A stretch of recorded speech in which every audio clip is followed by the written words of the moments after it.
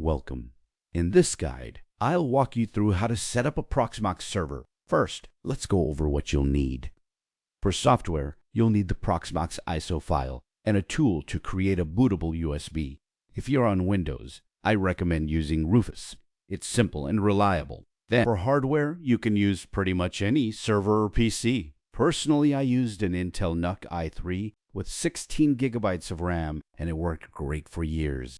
Let's Proxmox ISO onto a USB stick so we can install it. Now click Select and find your Proxmox ISO file.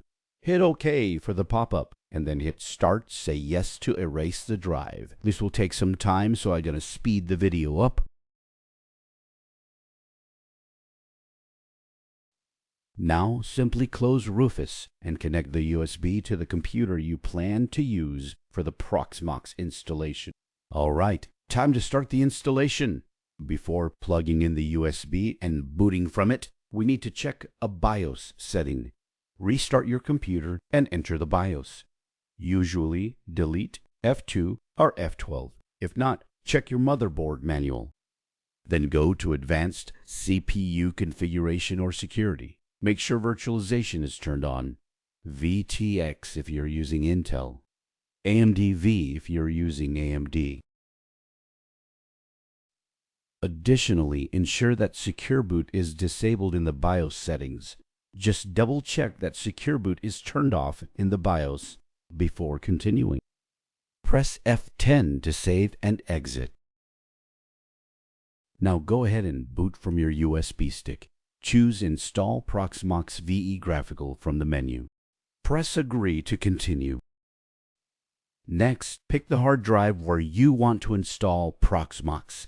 I only had one option, but if you have multiple drives, make sure you pick the right one. By default, it uses ext4, which is perfectly fine. You can change it by clicking Options next to the drive, but I just stick with the default.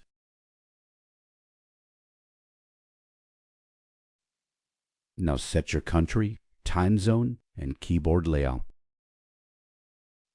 Next up, create a password for the root user and add your email. You don't need to put in a valid email, but if you want error reports, it needs a valid email. If your machine has more than one network port, pick the one you want to use and give your server a host name. Basically, its name. Mine is noc.local. Then set the IP address. I recommend using a static IP so it doesn't change. Just fill in your IP, gateway, and DNS same as your normal network settings.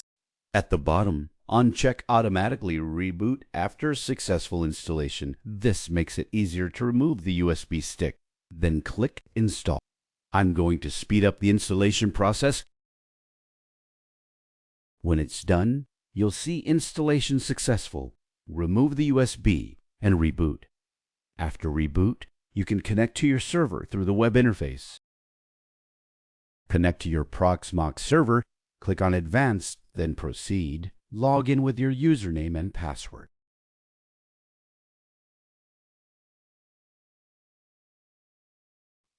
You'll probably see a no valid subscription message. Don't worry, that's normal. Just click OK. Great. Your Proxmox server is now up and running. Look in the top right corner and click on Shell. Paste the curl from above and start the Proxmox V post-install script. Press Y for yes. For modern DAB 822, select OK. For PVE Enterprise Repository, select Disable and tab to OK. Ceph Enterprise Repository, select Disable and tab to OK. Add PVE No Subscription Repository, select Yes and tab to OK. Disable PVE-Test Repository, select Yes and tab to OK. Disable Subscription NAG, tab to OK. Support subscriptions, OK. Disable High Availability, tab to OK. Disable CoroSync, Yes and tab to OK. Update Proxmox VE now, Yes and tab to OK. Post-install reminder, OK, and remember to hard reset the browser with Ctrl-Shift and R. Reboot the server now.